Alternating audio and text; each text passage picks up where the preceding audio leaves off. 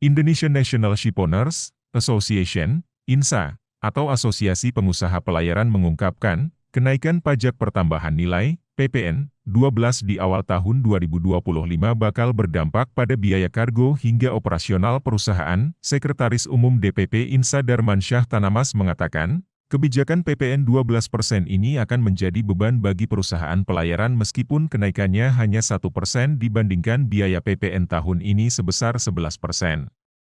Memang kenaikannya dari 11 ke 12%, 1%. Tapi kalau dari nilai nominalnya, itu signifikan sekali gitu, dan dampaknya kepada kos di sektor pelayaran cukup besar, kata Darmansyah saat media briefing di kantor INSA, Rabu, 19 Desember 2024, malam.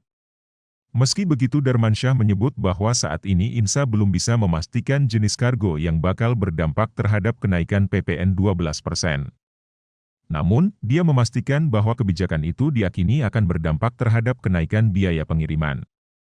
Nah, kargo ini pada saat dibebankan pajak 12%, kita belum tahu ya jenis kargonya apa aja maksudnya, belum tahu. Tapi dengan kargo yang kena pajak 10% dari 11% menjadi 12%, itu pada saat kita menagihkan pembayaran, kita akan dibebankan pajak tambahan, ucap dia.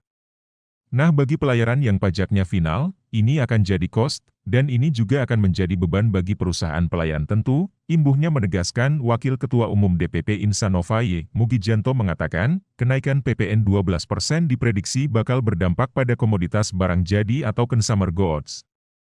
Hal ini akan menimbulkan penurunan daya beli sehingga berefek terhadap inflasi. Kalau proyeksi saya, itu mungkin berdampak ya ada hubungannya sama barang-barang yang berkaitan dengan consumer good. Kalau itu consumer good-nya itu naik dan ternyata benar-benar berefek kepada inflasi dan daya belinya turun, jelas dia, untuk diketahui, tarif pajak pertambahan nilai, PPN, akan naik menjadi 12% dan berlaku awal tahun 2025 mendatang. Menteri Koordinator Bidang Perekonomian Airlangga Hartarto menyatakan, terdapat 3 komoditas penting meliputi minyak kita, gula dan tepung terigu yang tarifnya tetap 11% di tahun depan. Airlangga bilang, 3 komoditas itu nantinya akan ditanggung pemerintah melalui kebijakan insentif pajak ditanggung pemerintah, DTP. Hal ini dilakukan untuk menjaga daya beli masyarakat.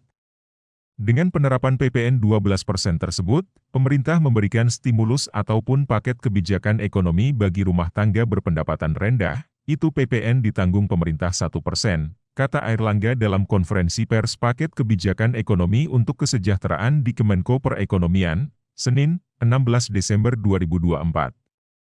Selain itu, Airlangga juga menyampaikan bahwa pemerintah telah membebaskan PPN atau 0% terhadap kebutuhan pokok lain seperti beras, daging, ikan, telur, sayur, susu, gula konsumsi.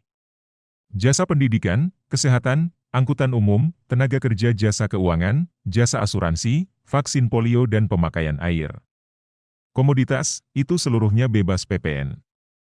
Jadi, nanti ada yang kita berikan fasilitas, yaitu untuk barang-barang tertentu, jelas dia, asal tahu saja, kebijakan kenaikan PPN 12 ini tertuang dalam Undang-Undang Nomor 7 Tahun 2021 tentang Harmonisasi Peraturan Perpajakan, UU HPP.